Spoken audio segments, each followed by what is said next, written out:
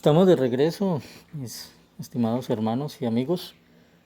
En este caso quiero hablar desde el tema, es bíblico, el paraíso del cual hablan los testigos de Jehová, la nueva tierra, la tierra futura, el paraíso terrenal.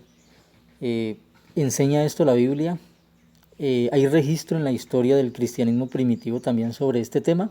Bueno, vamos a hacer un análisis en base a precisamente lo que dice la Biblia y lo que dice la historia.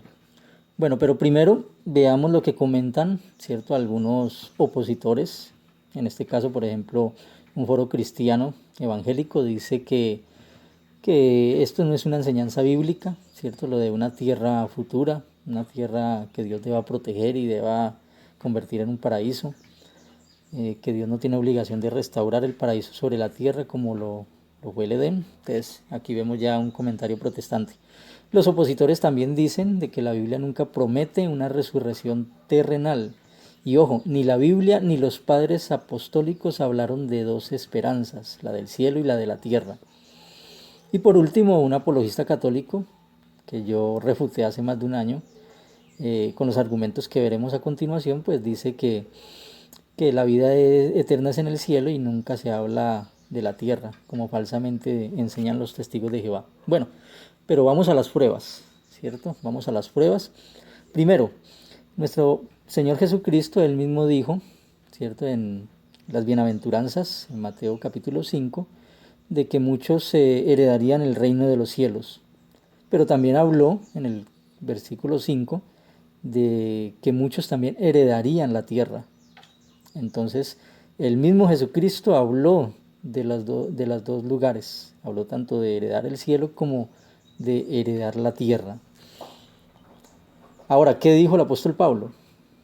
Vemos ahí el texto de Hebreos 2.5, donde también habló de la tierra futura, de la tierra habitada por venir, y él dice que incluso predicaban acerca de esa tierra. Un argumento que esgrimen generalmente los que no están de acuerdo es de que ahí la palabra tierra habitada por venir se puede traducir simplemente mundo, pero a estas personas se les olvida que el término griego que usó Pablo, oikoumene, no solo traduce mundo, sino que básicamente significa tierra o tierra habitada. Es más, en las múltiples ocasiones que este término se usa en el Nuevo Testamento, siempre se usa con relación a esta tierra, al orbe terrestre, y con relación a la tierra habitada. Entonces la palabra mundo, cuando ya habla de otro contexto, como el universo u otro lugar, generalmente se usa el término griego cosmos, pero cuando se usa oikoumene se refiere a esta tierra. El apóstol Pedro también habló de los nuevos cielos y de la nueva tierra. El apóstol Juan también lo hizo, cuando habla en el Apocalipsis 5:10 de que Dios escogió a algunos seres humanos para ser los reyes y sacerdotes y gobernarán sobre la tierra. Aquí vemos el texto griego donde está la preposición epi, que es sobre la tierra. Entonces significa que estas personas desde el cielo reinarán a los que vivirán en la tierra. Entonces habla claramente de un gobierno tanto desde el cielo como de súbditos en la tierra. Pero bueno, vemos de que en el Nuevo Testamento hay suficiente argumento para hablar de la tierra futura y del paraíso en la tierra. Pero, ¿qué nos puede decir los documentos del cristianismo primitivo? ¿Enseñaron los cristianos primitivos sobre este asunto? Bueno, vamos a viajar al antiguo Imperio Romano y en especial a finales del siglo II y principios del siglo III para ver un documento muy importante del cristianismo primitivo llamado Contra los herejes, Adversus Aerenses de San Ireneo, un santo católico, pero pues sabemos de que la Iglesia Católica aparece en el siglo IV bajo el Imperio Romano, ¿cierto? Antes estos cristianos eran una especie de mezcla entre verdad y apostasía.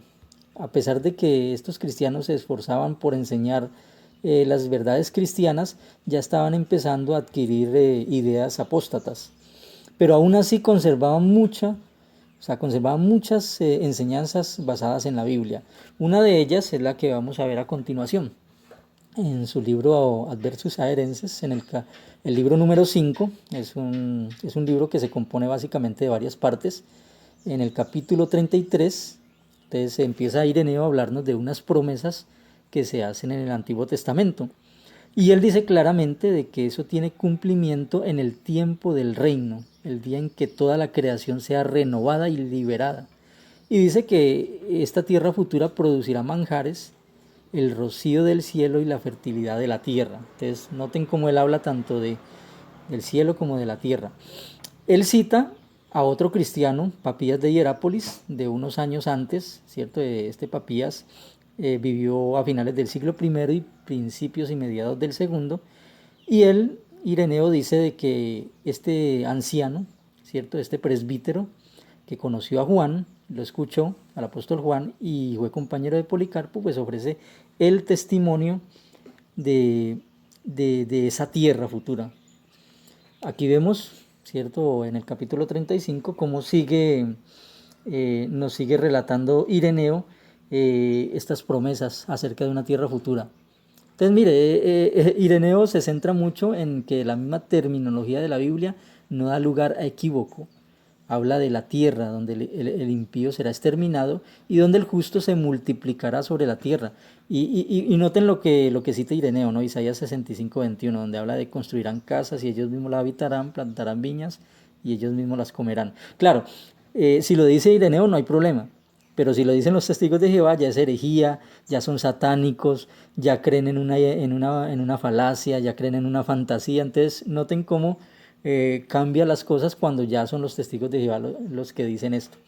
Bueno, aparte de eso, dice más adelante que del mismo apóstol Juan escucharon esta enseñanza, ¿cierto? Que el mismo apóstol Juan la había dicho acerca de un lugar, una tierra futura donde habría convivencia tanto de los seres humanos con los animales.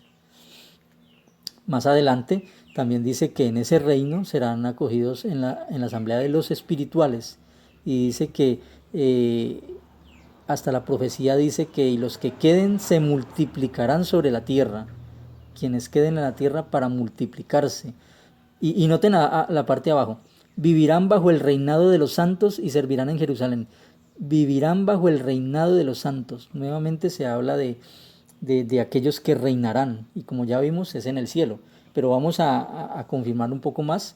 Primero, Ireneo también cita la profecía de Isaías, donde el niño jugará con la serpiente, donde el buey como el león comerán pajas. Entonces mire, son promesas que siempre los testigos de Jehová están recalcando y mencionando, y también las mencionó Ireneo en el finales del siglo segundo y principios del tercero. Pero claro, si la mencionan los testigos ya es herejía y ya es satanismo. Vemos aquí también cómo sigue Ireneo ahondando en estas profecías que precisamente las revistas de los testigos de Jehová siempre han resaltado. También menciona de que una vez que Cristo haya renovado la tierra y reedificado Jerusalén según el modelo de arriba, pues como enseñan los presbíteros, noten en el capítulo 36 de que los presbíteros, los ancianos del cristianismo primitivo enseñaban eso. Dice, quienes fueren dignos de morar en los cielos entrarán en ellos, pero otros gozarán de las delicias del paraíso. Entonces noten cómo sí se habla de las dos esperanzas, de los dos lugares futuros. Ireneo menciona de que habrá tanto quienes irán al cielo a reinar y de los que gozarán del paraíso en la tierra. También vemos acá en el 36.2 un poquito más detalles, algunos detalles más. Dice que algunos serán llevados al cielo, otros se detendrán en el paraíso y habrán unos que habitarán la ciudad. Puede que aquí Ireneo se refiera a la nueva Jerusalén, ¿no? Entonces noten cómo nuevamente Ireneo habla de los dos lugares, tanto del cielo como de la tierra. Y aquí otros detalles más, ¿no? Inclusive habla del milenio y habla de esa cuenta de que el milenio será el séptimo día a nivel profético. Algo que también han criticado mucho los testigos por querer hablar de que en 1975 también terminaron estos 6.000 años y se espera, bueno, terminaron los 6.000 años, no, se hablaba de que se cumplían 6.000 años de la creación de Adán, pero todavía no está muy claro si realmente con la creación de Adán, digamos, se terminó el asunto de crear, porque después fueron creadas otras cosas, la misma mujer, formada del hombre. Pero bueno, el caso es de que Ireneo enseña con mucha claridad en su libro de que habrá un cielo donde reinarán los justos y habrá una tierra que habitarán otras personas y que será un paraíso y será un lugar, digamos, como lo pintan las ilustraciones de los testigos. Y vemos acá una lista de personajes insignes del cristianismo primitivo del siglo segundo. Todos ellos enseñaron el milenarismo, acerca del milenio, acerca del paraíso en la tierra. Tanto Policarpo como Papías, como Justino Mártir, como Melitón de Sardes, Ireneo y Tertuliano, todos ellos enseñaban acerca de esa promesa futura. Pero bueno, ¿por qué el cristianismo abandonó esa idea del milenio y de un paraíso en la tierra? ¿Por qué la cristiandad no enseña eso? Bueno, básicamente la idea contraria se originó con precisamente Orígenes de Alejandría a mediados del siglo III. Bueno, este personaje empezó a enseñar acerca de una especie de lugar intermedio entre el cielo y la tierra, que era como una especie de tierra espiritual. Entonces, como este personaje abogaba por el alegorismo, la interpretación alegórica de la Biblia, pues empezó a enseñar de que la tierra de la que se mencionan en los textos que yo mencioné, perdonen la redundancia, pues él dice que esa tierra es simbólica y que en realidad es una tierra celestial, donde irán cuerpos, digamos, transformados para vivir allá. Y bueno, muchos de los cuentos que se inventó aquí Orígenes con este tema lo están enseñando las iglesias cristianas, de la cristiandad, la iglesia católica y las iglesias protestantes. Ese cuento de que cuando se refiere a la tierra es de manera simbólica para hablar de un cielo. Pero quien dio el golpe, digamos, de muerte a la idea del milenio y del paraíso en la tierra fue el propio Agustín de Hipona. Él espiritualizó el concepto del reino y dijo que sencillamente el reino era la iglesia aquí en la tierra. Entonces él acabó con la idea de un paraíso, de un reino futuro, de un milenio, y es precisamente el que influenció toda la Edad Media, toda la época de la Reforma y la época moderna en la cristiandad acerca del concepto del amilenialismo. Bueno, entonces, en conclusión, ¿enseña la Biblia sobre una tierra futura? ¿Sobre un paraíso aquí en la tierra? Certeramente sí, lo podemos asegurar con los datos que hemos visto y los argumentos. Sin olvidar de que también la Biblia habla de que en el cielo también se puede hablar de paraíso, ya que la palabra paraíso, que es de origen oriental, origen persa, significa un lugar de felicidad futura, un lugar de tranquilidad, un lugar de paz, una especie de parque o un Edén. Entonces, en el cielo también se puede comparar a un paraíso. De hecho, la palabra paraíso tiene muchas connotaciones. Entonces, la Biblia habla tanto del paraíso en el cielo como del paraíso que vivirá una humanidad aquí en la tierra gobernada bajo los justos en el cielo. Como vimos, lo enseñaban todos estos personajes insignes del cristianismo primitivo.